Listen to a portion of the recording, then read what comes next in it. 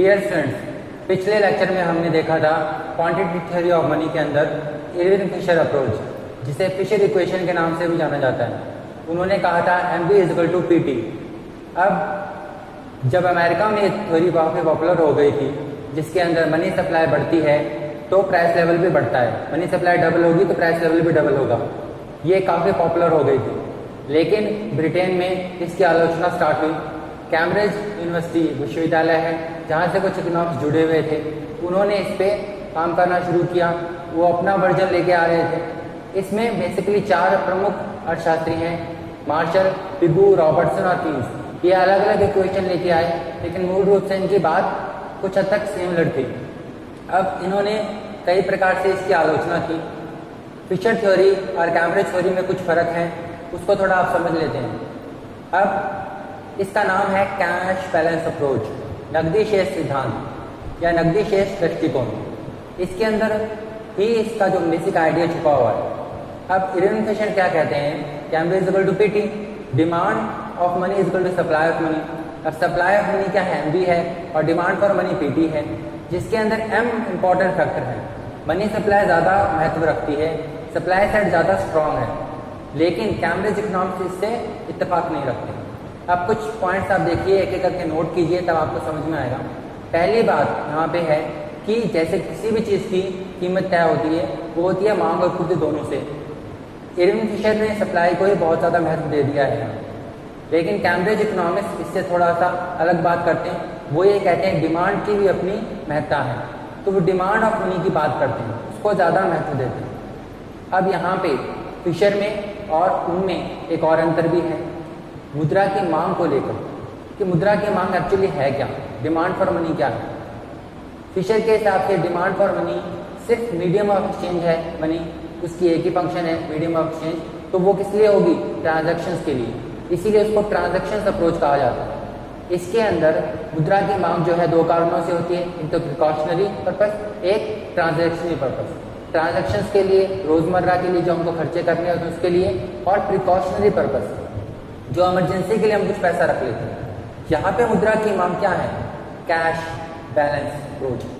मुद्रा की मांग क्या है, नकदी शेष, यानी कि आय का वो हिस्सा जो हम कैश के रूप में अपने पास रखना चाहते हैं, अपनी पॉकेट में रखना चाहते हैं, हम अपने पास रखना चाहते हैं। किस लिए, ट्रांजैक्शनरी पर्पस के लिए, प्रिकॉशनरी पर्पस के लिए।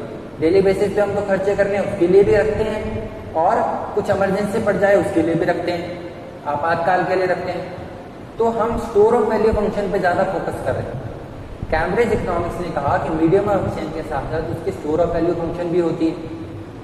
हम पैसे को प्रिकॉशनरी पर्पस और ट्रांजैक्शनरी पर्पस दोनों के लिए रखते हैं। तो मुद्रा की मांग इसलिए है, और मुद्रा की मांग यहाँ पे किसके लिए है, नकदी की मांग है, कैश की मांग है, जो हम अपने पास रखना चाहते हैं इन कारणों की वजह से। स्टोर ऑफ वैल्यू फंक्शन को उन्होंने ज़्यादा महत्व दिया, जबकि फिशर के अप्रोच में सप्लाई पे ज़्यादा ध्यान था, और जो डिमांड भी थी उनकी, डिमांड फॉर मनी, वो एक्चुअली सिर्फ ट्रांजैक्शंस पर्पस के लिए थी। यहाँ पे प्रिकॉशनरी पर्पस जो है उसका भी रोल आ गया। हाँ, ये अलग बात है, आगे चलकर कि इसने स्पेकुलेटिव मोटिव को भी इसके अंदर ले आए, वो एक अलग बात है, हम अलग से पढ़ेंगे।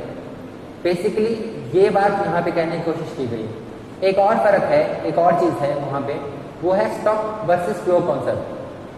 फिशर की सप्लाई और डिमांड जो है फ्लो कॉन्सेप्ट है, यानी कि एक पीरियड के लिए, ठीक है, जिसको मनी और मीन्स भी कहा जाता है। यहाँ पे मनी सेटिंग है, यानी कि एक स्टॉक कॉन्सेप्ट है, एक निश्चित समय पर क्या मांग है, क्या पूर्ति है, उसकी बात यहाँ पे की जा रही है। अब supply of money = demand for money, ये तो दोनों ही कहते हैं, लेकिन यहाँ पर एक चीज़ कैम्ब्रिज इकोनॉमिक्स कहते हैं कि मनी सप्लाई जो M है वो तो एक्सोजेनियस फैक्टर है, यानी कि एक किसी भी देश का केंद्रीय बैंक निश्चित करता है कितनी सप्लाई ऑफ मनी होगी, तो एक समय के बाद वो निश्चित हो जाती है, पूर्ति, मुद्रा की पूर्ति जो है निश्चित हो जाती है। तो ज़्यादा प्रभाव शॉर्ट टर्म में वैल्यू ऑफ मनी पे, मुद्रा के मूल्य पे क्या डालता है, वो डालती है मुद्रा की मांग। यहाँ पे डिमांड साइड ज़्यादा प्रभाव डालती है। कैम्ब्रिज इकोनॉमिक्स मूल रूप से डिमांड साइड पे ज़्यादा फोकस करते हैं। उनकी डिमांड नकदी की डिमांड है, कैश के रूप में हम पैसा रखना चाहते हैं, ट्रांजैक्शनरी पर्पस के लिए, प्रिकॉशनरी पर्पस के लिए, उसकी बात वो करते हैं, रोजमर्रा के खर्चों के लिए और इमरजेंसी के लिए। तो उसकी स्टोर ऑफ वैल्यू फंक्शन पे ज़्यादा फोकस डाल दिया ना उन्होंने। अब यहाँ पे आपको समझ में आ गया होगा कि फिशर की जो अप्रोच है उसके खिलाफ कैम्ब्रिज इकोनॉमिक्स कैसे खड़े हुए, और उन्होंने क्या बात कही, किस बात को वो कहना चाहते थे यहाँ पे। अब इसको थोड़ा सा और समझते हैं। अब यहाँ पे आप ध्यान दीजिए, ये क्या कह रहे हैं कि जब डिमांड फॉर मनी बढ़ेगी, मुद्रा की मांग बढ़ेगी, ज़्यादा पैसा हम कैश के रूप में अपनी जेब में रखना चाहेंगे तो उसमें इंक्रीज होगा, तो क्या होगा, एक्सपेंडिचर कम हो जाएगा। जब एक्सपेंडिचर कम हो जाएगा तब प्राइस लेवल भी कम हो जाएगा। जब ज़्यादा नकदी हम रखेंगे तो हमारे खर्चे कम हो जाएंगे, क्योंकि हम नकदी के रूप में उस पैसे को, इनकम को रख रहे हैं। खर्चे कम हो जाएंगे और उसके साथ साथ प्राइस लेवल भी कम हो जाएगा, महंगाई भी गिर जाएगी, मूल्य स्तर भी गिर जाएगा। तो डिमांड फॉर मनी बढ़ेगी, प्राइस लेवल गिर जाएगा। और जब ये होगा तो वैल्यू ऑफ मनी बढ़ जाएगी। जब डिमांड फॉर मनी बढ़ेगी तो वैल्यू ऑफ मनी बढ़ जाएगी। जब मुद्रा की मांग कैश के रूप में बढ़ जाएगी तो मुद्रा का मूल्य भी बढ़ जाएगा, लेकिन मूल्य स्तर जो है, प्राइस लेवल है, वो गिर जाएगा। ये एक बेसिक बात है यहाँ पे, इसको आप नोट कर लीजिए, इन बातों को ध्यान में रखें कि यहाँ पे मांग पक्ष को ज़्यादा महत्व दिया गया है। मांग क्या है, नकदी की मांग है। किस कारण से है, रोजमर्रा के खर्चों के लिए, इमरजेंसी के लिए, ट्रांजैक्शनल पर्पस के लिए, प्रिकॉशनरी पर्पस के लिए। और यहाँ पर हम बात कर रहे हैं स्टॉक कॉन्सेप्ट की, यानी कि निश्चित समय पे अब क्या है पॉइंट पे। और फिर इसके अंदर जैसे जैसे ज़्यादा नकदी हम रखना चाहेंगे तो कीमत स्तर गिर जाएगा, क्योंकि खर्चे कम हो जाएंगे और मुद्रा की खुद की वैल्यू ऑफ मनी बढ़ जाएगी। ये इसका बेसिक कॉन्सेप्ट है, ये आपको ज़्यादा समझना है। इक्वेशन आप थोड़ा बहुत याद भी कर सकते हैं, इक्वेशन 4 इक्वेशन हैं, लेकिन अगर आपको कॉन्सेप्ट समझ में आएगा तभी आगे बढ़ने का या उन इक्वेशंस को पढ़ने का कोई फायदा होगा। तो ये आप अच्छे से याद कर लीजिए। अब उसके बाद हम बात करते हैं इक्वेशंस की। इसमें 4 इक्वेशंस हैं, मार्शल की, पिगू की, रॉबर्टसन की और कीन्स की।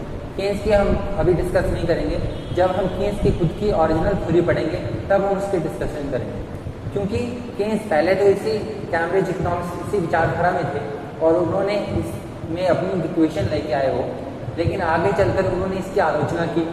उन्होंने ये भी कहा कि इसमें प्रिकॉशनरी और ट्रांजेक्टरी नहीं होते, स्पेकुलेटिव मोटिव भी होते। इस प्रकार कई प्रकार से उन्होंने इसकी आलोचना की। तो उन्होंने इसकी क्या क्रिटिसिज्म की, उनकी क्या इक्वेशन थी और अपनी ही इक्वेशन की क्या आलोचना करके वो एक नई थ्योरी क्या लेके आए, ये हम कीन्स के ही सेगमेंट में अलग से समझ लेंगे।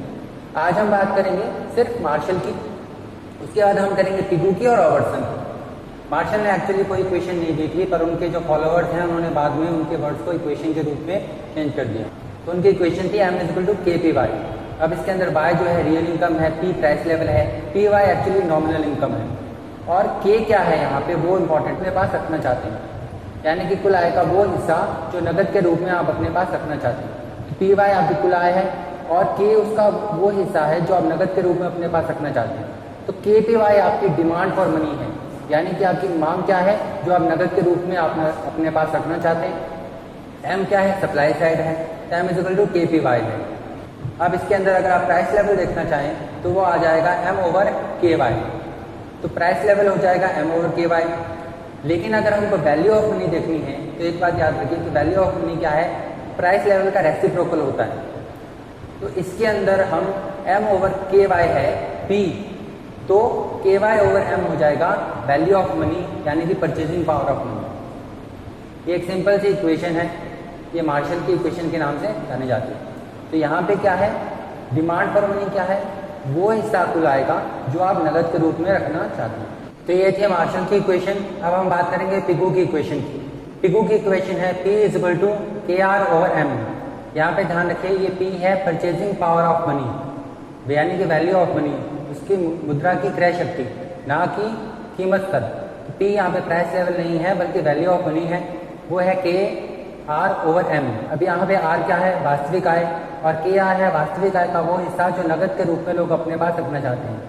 R रियल रिसोर्सेस है और KR है वो पोर्शन जो कैश के रूप में लोग अपने पास रखना चाहते हैं। KR/M, M है मनी सप्लाई, P यहाँ पे परचेजिंग पावर ऑफ मनी निकल जाएगा। अगर आपको यहाँ पे प्राइस लेवल निकालना है तो इसका रेसिप्रोकल हो जाएगा, यानी कि इसका उल्टा हो जाएगा, M/KR आ जाएगा। M/KR आ जाएगा प्राइस लेवल, यानी कि मूल्य स्तर। अब इसकी बात करते हैं रॉबर्टसन की इक्वेशन की। रॉबर्टसन की इक्वेशन फिशर की इक्वेशन के काफ़ी नज़दीक मानी जाती है, काफ़ी सिंपल मानी जाती है। ये है M=PKT, जिसके अंदर M/KT आ जाएगा प्राइस लेवल, P हो जाएगा एम ओवर के टी। ये यहाँ पे पी जो है, यहाँ वाला पी जो है प्राइस लेवल है।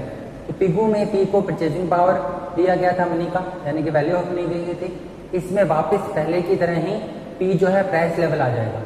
तो M is equal to P K T, जिसके अंदर पी हो जाएगा एम ओवर के टी। जैसे कैसे रॉबर्टसन की इक्वेशन काफी सिंपल इक्वेशन आप देख सकते हैं।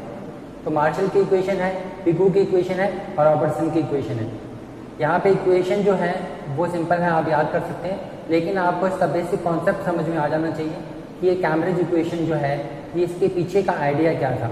अगर वो आइडिया आपको समझ में आता है, ये जो नकदी शेष है यानी कि कैश के रूप में जो आप अमाउंट अपने पास रखते हैं, चाहे वो आप ट्रांजैक्शंस की रखें, जो यहाँ पे ट्रांजैक्शंस यूज़ किया गया है रॉबर्टसन की इक्वेशन में, चाहे पिगू की इक्वेशन में रियल इनकम यूज़ की गई है या मार्शल की इक्वेशन में इनकम यूज़ की गई है, वो है बात यही कहना चाहते हैं कि जो हिस्सा आप इन सबका कैश के रूप में रखना चाहते हैं वो है मुद्रा की मांग, और वो प्रभावित करती है प्राइस लेवल को और वैल्यू ऑफ मनी को। तो डिमांड साइड को ज़्यादा महत्व दिया गया है कैम्ब्रिज इक्वेशन में। हम अगले वीडियो में कीन्स के बारे में समझेंगे कि कीन्स ने क्या इक्वेशन दी थी, उसकी क्या इसकी क्रिटिसिज्म की थी कैम्ब्रिज इक्वेशंस की, और बाद में वो क्या अपनी थ्योरी लेके आए थे। To be continue. Thank you.